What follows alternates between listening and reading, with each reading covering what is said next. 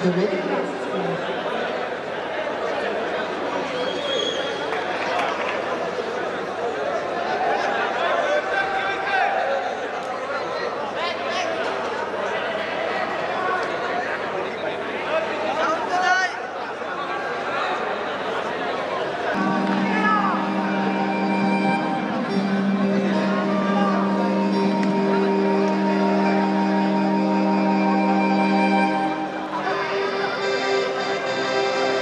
The wedding guests arrive. They are happy and merry. One old man, a mariner, with his mysterious eyes, stops one of the wedding guests. By thy long grey beard and glittering eye, now wherefore stoopest thou me? The bridegroom's doors are open wide, and I'm next of kin. The guests are met, the feast is set.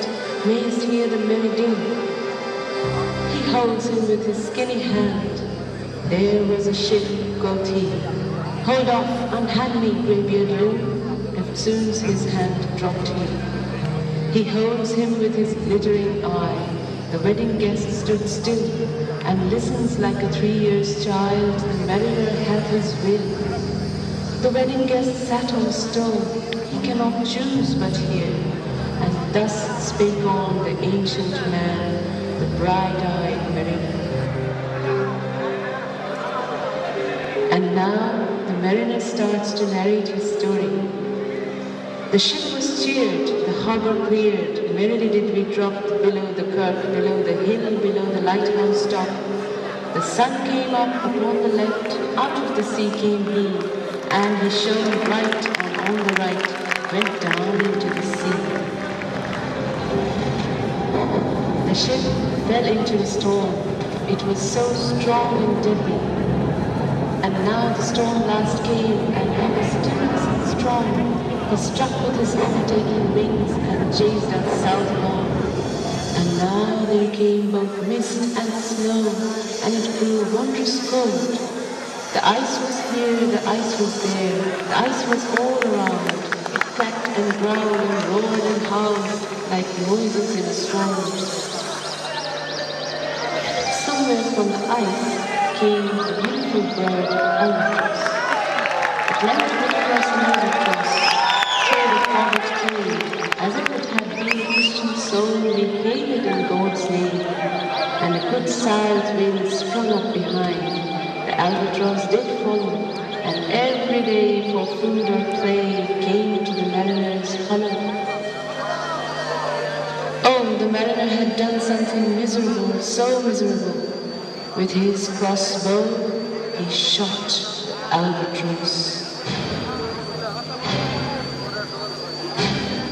All curse the ancient mariner, all curse the ancient mariner.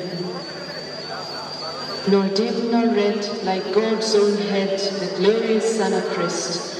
Then all averred, I had killed the bird that brought the fog and mist. The ship was forced to a still and silent sea. All the mariners struggled and struggled. Day after day, we stuck, nor breath nor motion, as idle as a painted ship upon a painted ocean. Water, water everywhere, and all the boats did shrink. Water, water everywhere, nor any drop to drink. Ah, well a day, what evil looks had I from old and young. Instead of the cross, albatross about my neck was hung. There passed a weary time, each throat was parched and glazed each eye. A weary time, how glazed each weary eye. Suddenly, the mariner could see something far. It was a ship, a strange and fearful experience that the mariner had. When looking westward, I beheld a something in the sky. With throats unslaved, with black lips baked, we could nor laugh nor wail. Through my utter dropped, all dumb we stood. I bit my arm, I sucked the blood, and cried, a sail, a sail.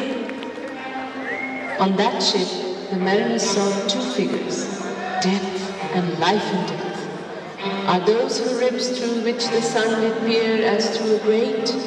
And is that woman all her crew? Is that a death? And are there two? Is death that woman's mate? Her lips were red, her looks were free, her locks were yellow as gold, her skin was as white as leprosy. The nightmare, life and death was she, who ticks man's blood with gold. The naked Hulk alongside came, and the twain were casting dice. The game is done, I won, called she, and whistled thrice. At once it became dark, and the most dreadful thing happened. The sun's rim dips, the stars rush out, at one stride comes the dark. With far-hard whisper over the sea, off shot the spectre bark, one after one by the star-dark moon, too quick for groan or sigh, each turned his face with a ghastly pang and cursed me with his eye. 4 times 50 living men, and I heard nor sigh nor groan, with heavy thump, a lifeless lump, they dropped down, one by one. All the men dropped down, except the mariner. He was alone among all the dead. Alone, alone, all alone, alone on wide, wide sea, and never a saint took pity, soul in agony. The many men so beautiful, and they all dead did lie, and 1,000 slimy things lived on, and so did I. I looked to heaven and tried to pray, but or ever a prayer had gushed, a wicked whisper came and made my heart as dry as dust. I closed my lids and kept them closed, and the balls like pulses beat, for the sky and the sea and the sea and the sky lay dead like lead on my very eye, and the dead men were at my feet. The look with which they looked on me had never passed away. 7 days, 7 nights I saw that curse, and yet I could not die.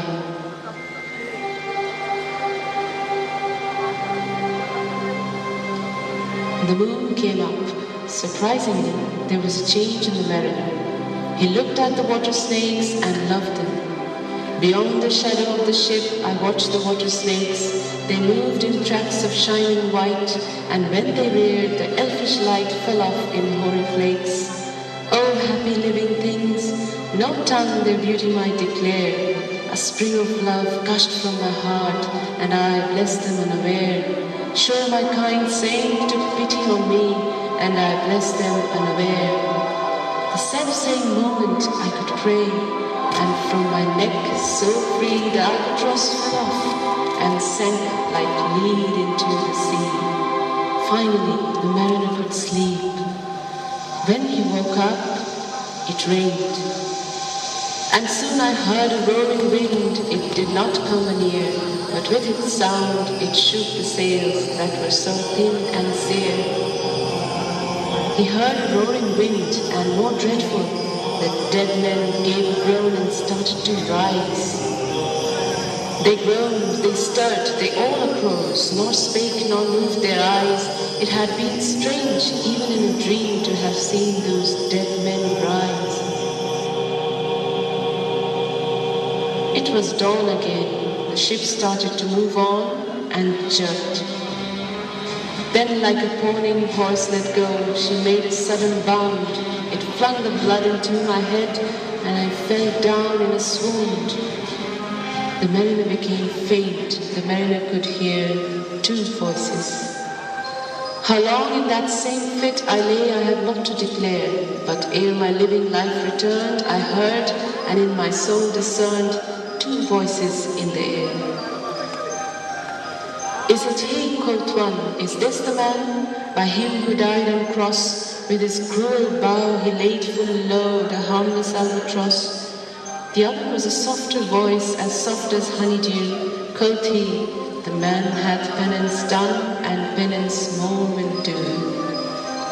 I woke, and we were sailing on as in a gentle weather.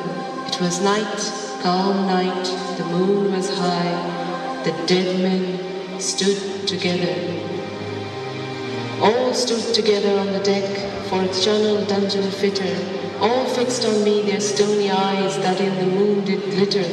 They pang, they curse, with which they died, had never passed away. I could not draw my eyes from theirs, nor turn them up to pray. But Merlin could not believe what he saw. A little distance from the prow, those crimson shadows whirled. On the deck, he saw lights. It was a heavenly sight. All the corpses lay flat, lifeless, and on their place were the spirits waving hand. Each corpse lay flat, lifeless and flat, and by the holy road, a man all white, a self-man, on every corpse there stood. Soon the mariner saw a boat appear, the pilot and pilot's boy. But at the same time, something happened to the ship. The spirit was so strong. Under the water it rumbled on, it still louder and more dread. It reached the ship, it split the bay, the ship went down like lead. The ship went upside down and sank. Stunned by that loud and dreadful sound, with sky and ocean smote, like one that had been 7 days drowned, my body lay afloat. But swift as dreams, myself I found within the pilot's boat. The mariner did not know where he was. He found himself in the pilot's boat. He was saved.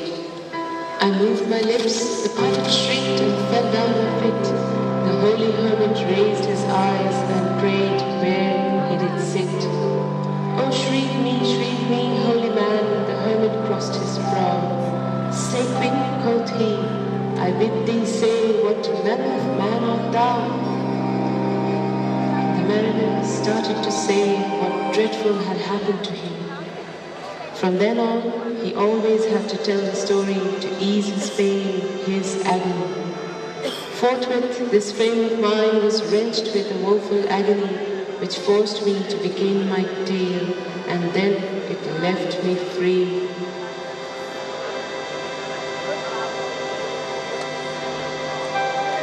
Since then, at an uncertain hour that agony returns, until my ghastly tale is told, this heart within me burns. I pass like night from land to land. I have strange power of speech. That moment that his face I see, I know the man that must hear me. To him my tale I teach. Farewell, farewell, but this I tell to thee, thou wedding guest. He prayeth well, who loveth well, both man and bird and beast. He prayeth best, who loveth best, all things both great and small. For the dear God who loveth us, he made and loveth all. The mariner whose eye is bright, whose beard with ages hoar, is gone. And now the wedding guest turned from the bridegroom's door. He went on like one that had been stunned and is of sense forlorn. A sadder and wiser man, he rose the morn. He prayed best, who loveth best, all things both great and small. For the dear God who loveth us, he made and loveth all.